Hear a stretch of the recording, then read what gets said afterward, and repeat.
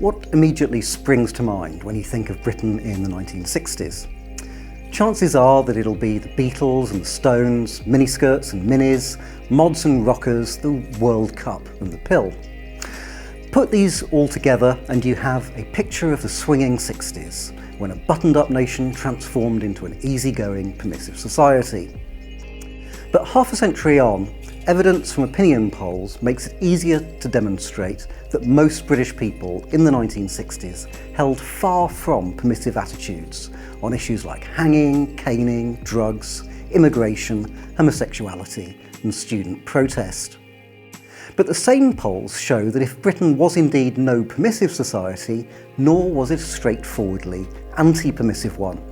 The 60s were a turning point insofar as Britain became a more permissive society than it had previously been on matters such as abortion, contraception and gender equality, and those trends were going to continue right down to today.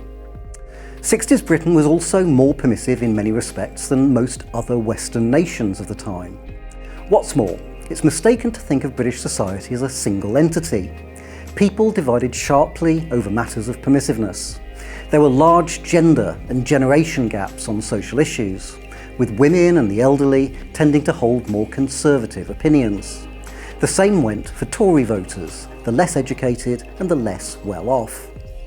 It's also important to understand that people at the time perceived society to be becoming ever more permissive, whether they liked it or not.